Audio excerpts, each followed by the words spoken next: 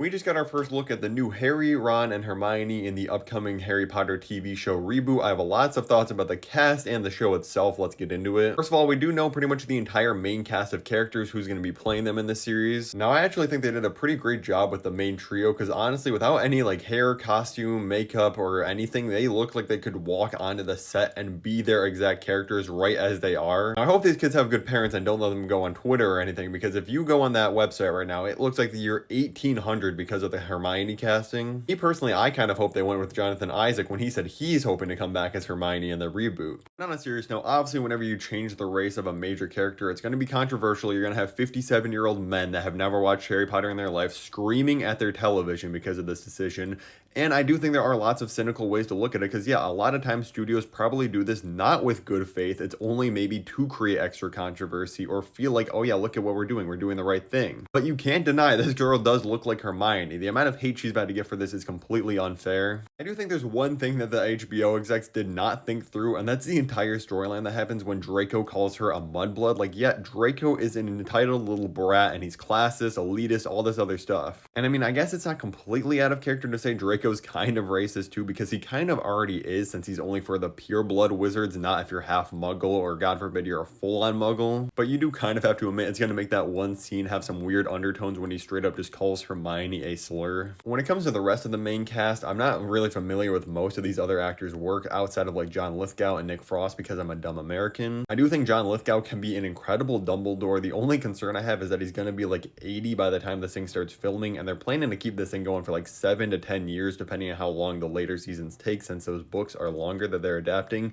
So I just hope he makes it through this entire series, and we do not need another recast Dumbledore, even though it did work in the original. I mean, Nick Frost was like the fan cast for years for a recast of Hagrid, so obviously I think a lot of people are happy with that one. Like I said, I really haven't seen most of these other people in any major roles, only very small supporting ones. Snape, another very controversial casting. Again, I just don't think they thought through every single thing of this, because there's an entire storyline around Snape is that when he's a kid at Hogwarts, he gets relentlessly bullied by James Potter and his friends. He's like the one weird outcast at Hogwarts that everybody just bullies. Harry pulls up to Hogwarts, goes to his class, immediately hates Snape, is suspicious of him, doesn't know why, but is like, you know what, that guy right there, I don't like him. So again, it's not like James Potter was like a great guy or anything when he was younger, obviously, for bullying Snape when they were the same race, but it does add another element to the story now when he's bullying like the one black kid at Hogwarts now. And yeah, would it be nice if we lived in a world where people could watch like that scene between James and Sirius and just be like, oh, James is just kind of a bully or something? But no, that's not the world we live in. When people see this scene, especially if they're not familiar with the original books or the original movies, they're going to be like, oh wait, now James is just this racist guy. Like I said, it just feels like unnecessary drama that they're trying to create, because you could literally change the race of like Dumbledore or McGonagall or Hagrid or like even Quirrell, and it really wouldn't have that many different changes because of their dynamics with different characters. But they pick like the two characters that is going to make for some really awkward scenes in this kids show now. Now, when it comes to the show itself just existing, I'm a little conflicted because I do love the movies, but the books are infinitely better. There's so many other storylines and stuff, especially from like Goblet of Fire onward, that just got left out of the movies because obviously the books are like 700 to 800 pages at some point,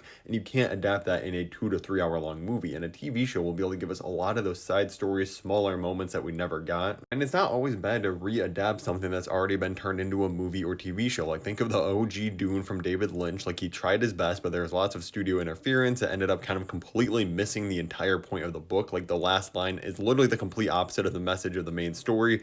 And now the new Dune movies are absolutely incredible and so much better in my opinion. But the Harry Potter reboot kind of feels more cynical to me because like, yeah, the original movies just ended like 15 years ago. It's not been like 30 to 40 years or whatever it's been for the Dune movies. And then yeah, every franchise gets constantly milked for prequels and sequels and spin-offs and everything nowadays. Like Star Wars, there's a million different spin-offs and stuff of this. But if they just straight up said, yeah, we're gonna redo the original trilogy, everybody would reject it. It would just feel so weird to try to watch the same exact story again. Now, like I said, it's a little bit different because Harry Potter is going into a TV show. I think if this new Harry Potter TV show actually is like a super success and it goes on for its entire run one and has like millions upon millions of viewers, it's going to open a very dangerous can of worms for the rest of Hollywood, because we're already seeing an era of so many remakes, reboots, and all these sequels and stuff that already kind of feel lifeless. I feel like this is going to be the one that if Harry Potter gets remade and is even bigger now, we're just going to start seeing all these older classic franchises that were big hits just be straight up remade, the same exact stories, not even trying to milk them for sequels or anything. It's not going to be helped by the fact that like in the last week, Google just dropped an insane video AI generator that can talk and everything. And yeah, it still looks kind of weird now, but in like 10 years from now, this is probably going to look like real life. And I feel like we're just going to have movie studios like selling off the rights to franchises and be like, oh, you can just remake your favorite movies with whoever you want in it or something. Or they're just going to remake classics and you like have the likeness of dead actors. And we're just going to be in such a weird creative time in Hollywood where everything's just so lifeless. Like I said, I am a huge fan of Harry Potter. I know this is taking a dark turn and I'm being very negative in this video, but I do hope this is a success. I hope the cast doesn't get relentlessly bullied online. I hope it's better than the movie somehow,